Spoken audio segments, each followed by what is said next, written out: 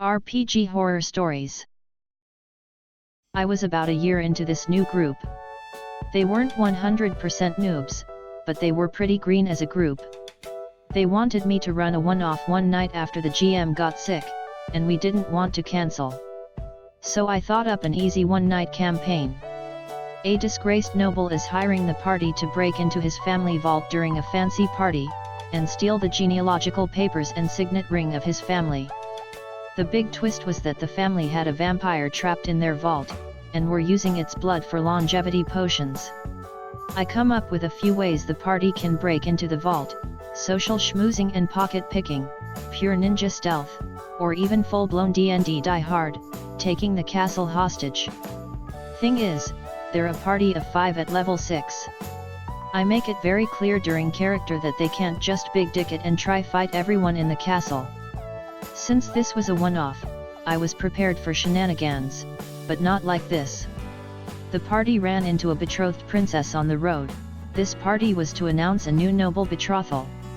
I was intending on the party to perhaps win their way into the princess' good graces to get better access to the castle, or maybe poison her guards and offer the party's services in their place, or seduce her away from her fiancé, something.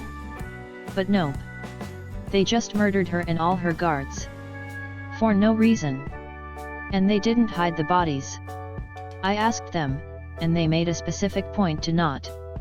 And then they turned up at the party, and when the lord of the manor began desperately asking his guests if they saw anything on the road, because his daughter is missing, the party proudly announced they had murdered her, and demanded all the treasure in the castle. Again, I remind you.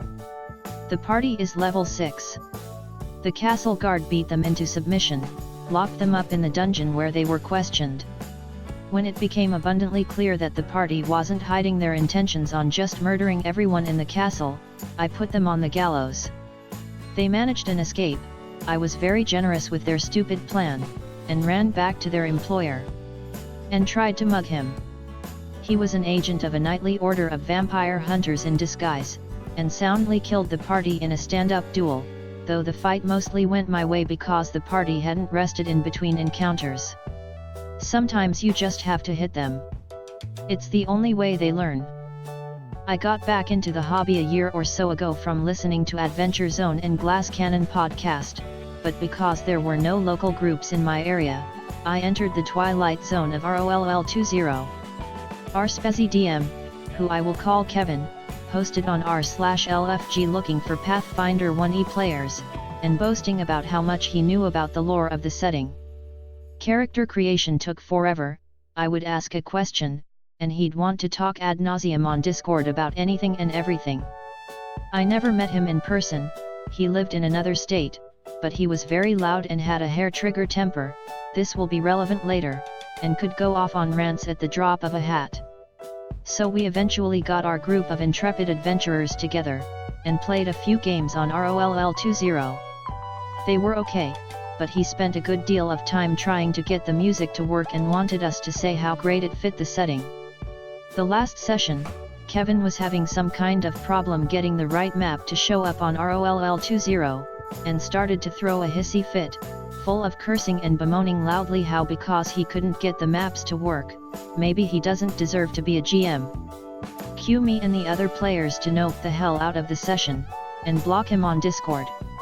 I occasionally look at Kevin's post history on Reddit, and he's still looking for players, after, supposedly, having a FTF group in his city. And he's still being a jackass in general. A little snippet for you all today, not quite a horror story so much as an annoyance story. 5e game. Our party had a run-in with some rust monsters. We are in a high magic 5e game where most of us have a magic weapon or armor, so we weren't too worried.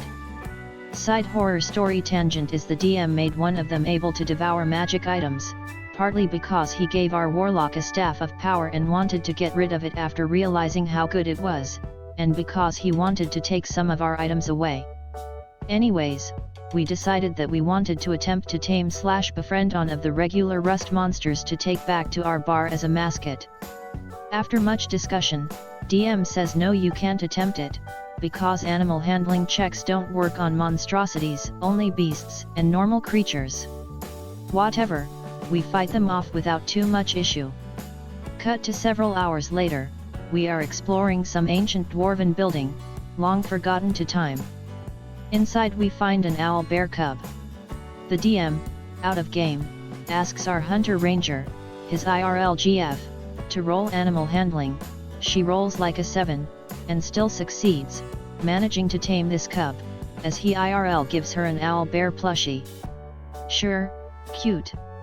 When the rest of us complained about how she was able to roll animal handling for a monstrosity while we couldn't, the DM says that well it's my decision, and anyways I think it's stupid that all rangers don't automatically get animal companions. So she gets a free owl bear, and essentially free beastmaster abilities, that, in her defense, she didn't ask for or want beforehand. And we weren't allowed to get Rusty the Rust monster for our tavern. Like I said, not mad, maybe not all that much horror, just a tad annoying. This story takes place at my school's D&D club. The important characters are the LG Orc Cleric, LN Trifling Warlock, and the CN Human Warlock.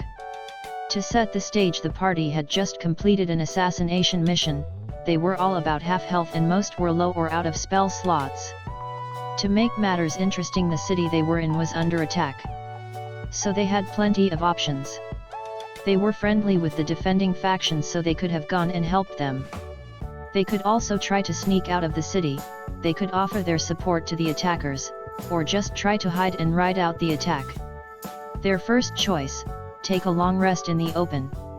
While the city was basically a war zone, they decided to take a nap in the house of one of the more influential men in the city. Okay, I decided to be lenient, let them get a short rest before they were found. That led to a short battle they were easily able to beat. Cool, what do they want to do now? They want to ransack the city. Again LG, LN, and CN. At this point I really wanted to just call it quits for the day. Also, you'll never guess who suggested the idea. That's right, the LG Orc Cleric. So yeah, they did that. They snuck through the city and watched innocent civilians being killed and did nothing. So they ransacked some shops and got some basic supplies. Cool. Then out of nowhere the Diffling decides that he wants to do a forced adoption, in other words he finds a child and kidnaps them. They somehow succeed on their stealth checks getting back to their shelter. I had them do stealth at dis. That's where I ended the session. After the session, the human warlock had the audacity to suggest that I should have told them what to do, because when they are given free rein they don't know what to do. In other words, he asked me to railroad the campaign. So the game was Vampire the Masquerade. I had never played it before, but I was down to try. At this point in my RPG career I was a D&D veteran of 2 editions and a forever DM. So I was looking for something new, and finally getting to be a player sounded great. The first red flag was that the GM didn't let us roll any dice. None. He rolled everything behind a screen and told us if we passed or failed. You never realize how much you miss the tactile feel of rolling dice until it's gone. Anyways, this story isn't about that, this story is about Kyle. Who is Kyle, you may ask? The GM had a GMPC that was a thousands-year-old ultra-powerful vampire named Kyle. Kyle was a character he used to play in a few other campaigns. We were in a medieval setting, so this ancient vampire named Kyle was a bit of a juxtaposition, but whatever. I was willing to give it a go. Turns out the rest of the players and myself were just an audience for walking around and applauding Kyle's wondrous feats. Want to jump in on the werewolf fight? Sure, but Kyle's going to murder them all in a couple rounds, so why bother? Want to help with the court intrigue? Sure, but Kyle's stats are better, so he's just going to come in and talk to all the NPCs. The mark of any good game is how many conversations the GM has between his NPCs and his GMPC. Want to develop something from your backstory? Ha! You fool, this is Kyle's story. Kicker is, Kyle couldn't die either. The GM flat out said it. Kyle, you see, had already been in a modern setting in another game he played in as a player. So if Kyle died in this medieval game, he couldn't have lived to be in the other game. So while it's probably an unspoken rule anyways, the GM flat out said it in this campaign, Kyle could not die. The entire campaign, before all the players quit, was just walking around and watching Kyle do everything as the GM explained all Kyle's epic deeds in excruciating, rule-bending detail. What further removed us from feeling any sort of input was the complete lack of dice rolling. It felt like we were watching the GM tell the Kyle story and we were his captive audience. I said this was a cautionary tale. If you're running a game, please don't use a GMPC/DMPC. Just don't do it. Use the stats from the monster manual for a night or something, but don't roll up a character, or dog forbid, use your old one.